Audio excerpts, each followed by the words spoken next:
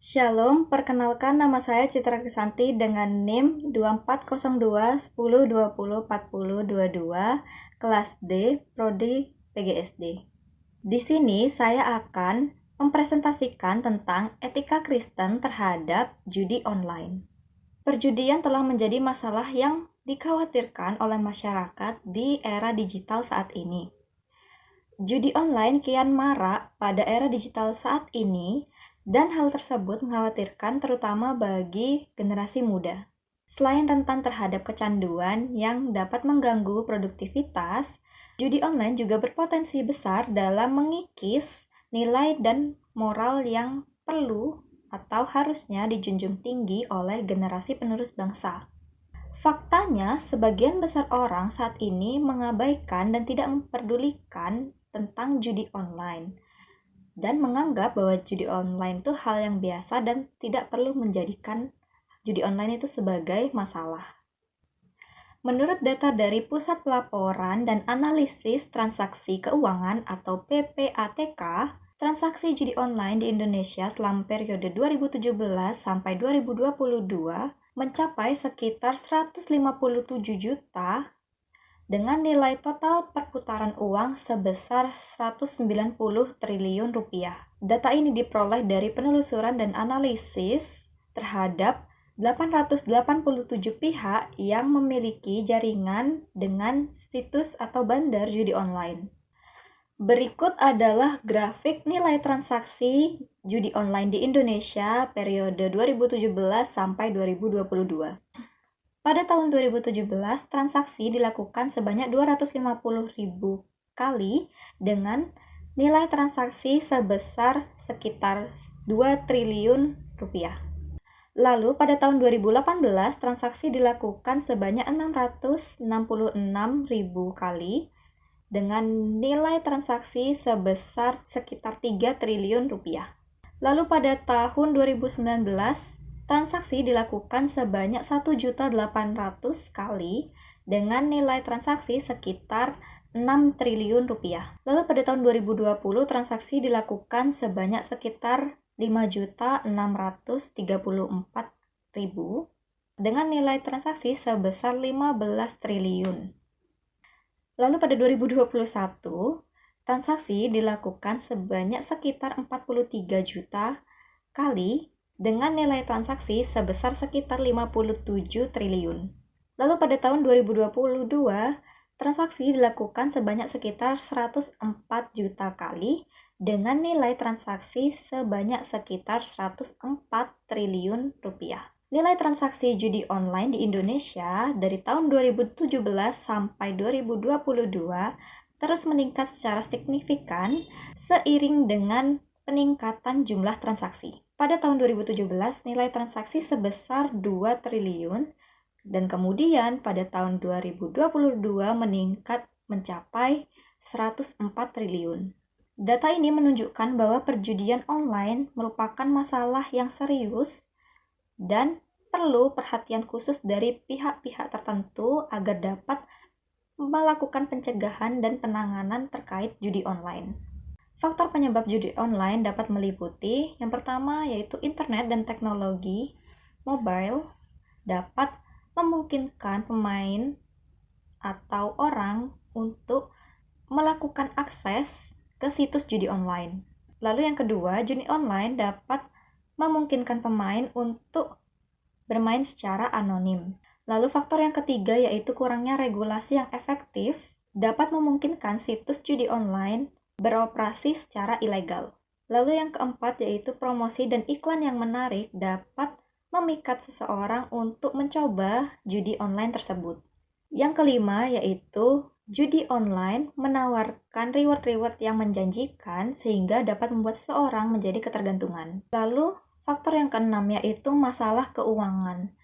Faktor ini merupakan faktor yang paling sering dijumpai. Masalah keuangan dapat membuat seseorang mencari cara cepat untuk mendapatkan uang, termasuk judi online tersebut.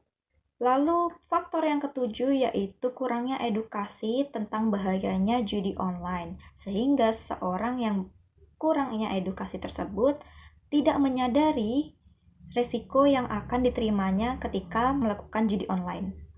Lalu faktor yang terakhir yaitu teknologi yang canggih dapat memungkinkan situs-situs online menawarkan permainan yang lebih realistis dan lebih menarik.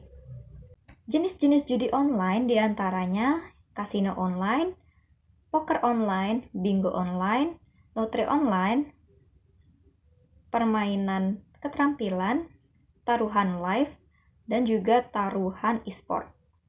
Di kalangan Kristen tentunya ada pro dan kontra terhadap perjudian online tersebut. Beberapa kalangan Kristen yang kontra terhadap judi online mengatakan bahwa judi online itu tentunya sangat merugikan baik secara finansial ataupun emosional. Lalu kemudian juga ada yang berpendapat bahwa judi online dapat menarik perhatian seseorang dari nilai-nilai spiritual dan juga hubungannya terhadap Tuhan. Judi online tentunya dapat membuat kecanduan dan menyebabkan masalah keuangan yang serius. Judi online sangat bertentangan dengan ajaran agama, yaitu tentang kejujuran, integritas, dan juga tanggung jawab. Sedangkan kalangan Kristen yang pro terhadap judi online mengatakan bahwa judi online merupakan sumber pendapatan yang potensial. Lalu ada juga yang berpendapat bahwa judi online merupakan hiburan yang aman dan dapat terkendali. Dan yang terakhir ada juga sebagian yang menganggap bahwa judi online memerlukan strategi dan keterampilan. Strategi dan keterampilan ini merupakan tantangan yang positif. Namun perlu diingat mayoritas orang Kristen cenderung menentang perjudian online karena perjudian online sendiri bertentangan dengan ajaran agama yang ada di Alkitab. Dalam ajaran agama Kristen, perjudian umumnya dilarang karena bertentangan dengan prinsip-prinsip moral yang ada di dalam Alkitab. Prinsip ini mencakup tanggung jawab terhadap pengelolaan sumber daya, keadilan, dan juga kesejahteraan bersama. Perjudian dianggap sebagai praktik yang merugikan individu maupun kelompok karena mengandalkan keberuntungan daripada jerih payah kerja dan seringkali menyebabkan kecanduan, kerugian finansial, dan juga konflik.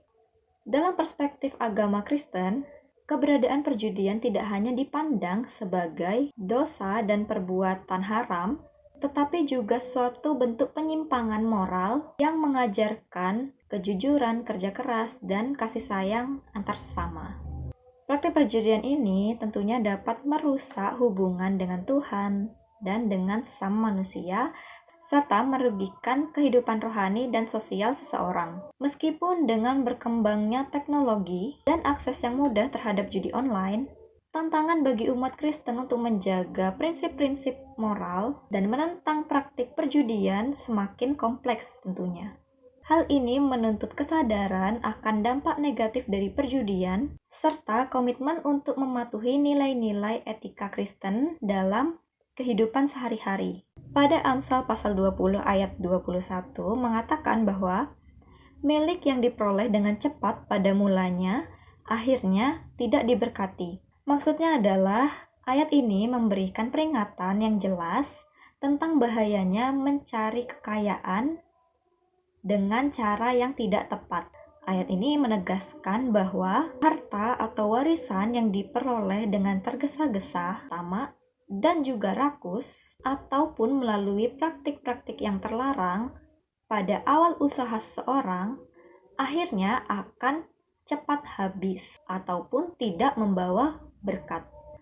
Meskipun praktik-praktik seperti judi online itu dapat menghasilkan kekayaan secara instan, tetapi kekayaan tersebut tentunya tidak akan bertahan lama. Perjudian online merupakan salah satu contoh nyata dari usaha mengejar kekayaan dengan cara yang tidak semestinya, seperti yang disinggung dalam Amsal 20 ayat 21. Selain itu, perjudian seringkali diikuti dengan praktik-praktik curang ataupun manipulasi, tentunya agar dapat memenangkan taruhan tersebut. Hal tersebut tentu saja melanggar aturan dan ajaran agama dan bertentangan dengan moral Kristen. Selain pada Amsal 20 ayat 21, terdapat juga Amsal 13 ayat 11 mengatakan, Harta yang cepat diperoleh akan berkurang, tetapi siapa yang mengumpulkannya sedikit demi sedikit menjadi kaya. Amsal ini memberikan pandangan teologis bahwa perjudian termasuk judi online merupakan cara yang tidak etis untuk mencari kekayaan karena melanggar nilai-nilai moral dan mengabaikan prinsip kerja keras serta ketekunan. Lalu dalam 1 Timotius 6 ayat 6 sampai 10, Paulus mengingatkan, kepuasan yang besar ialah ibadah yang disertai dengan rasa cukup, sebab cinta uang adalah akar dari segala kejahatan. Ayat ini menekankan bahwa seorang yang mencintai uang dan kekayaan akan membuat seseorang tersebut jauh dari Tuhan. Kita sebagai manusia perlu berpikir bahwa pentingnya perencanaan keuangan yang bijaksana dan bertanggung jawab sesuai ajaran Yesus dalam Lukas pasal 14 ayat 28 sampai 30, di mana Yesus berkata, "Sebab siapakah di antara kamu yang kalau hendak mendirikan menara tidak duduk dahulu untuk membuat perhitungan biaya, kalau-kalau ia mempunyai cukup untuk menyelesaikannya." Ajaran ini menekankan perlunya perencanaan yang matang dalam segala aspek, termasuk keuangan, agar umat Tuhan tidak terjebak dalam hutang yang tidak dapat dibayar. Selain itu, Alkitab juga mengajarkan bahwa pentingnya memberi dan berbagi kepada sesama. Dalam 2 Korintus pasal 9 ayat 7 dikatakan, setiap orang harus memberi menurut kerelaan hatinya, jangan dengan sedih hati atau karena paksaan, sebab Allah mengasihi orang yang memberi dengan sukacita. Dengan demikian, pengelolaan keuangan yang alkitabiah tidak hanya melibatkan pengelolaan diri, tetapi juga memberi orang yang membutuhkan sebagai bentuk syukur kita kepada Tuhan. Kesimpulannya adalah kita sebagai orang-orang Kristen perlu memperhatikan nilai-nilai dalam etika Kristen dan juga mengamalkan ajaran-ajaran Alkitab tentang pengelolaan uang yang baik dan menghindari perjudian, terutama judi online. Kita sebagai remaja Kristen perlu menghindari perjudian dan melakukan kebaikan seperti memberi kepada sesama sebagai bentuk rasa syukur kita kepada Tuhan. Sekian presentasi tentang materi etika Kristen terhadap judi online yang dapat saya sampaikan. Saya ucapkan terima kasih. Tuhan Yesus memberkati.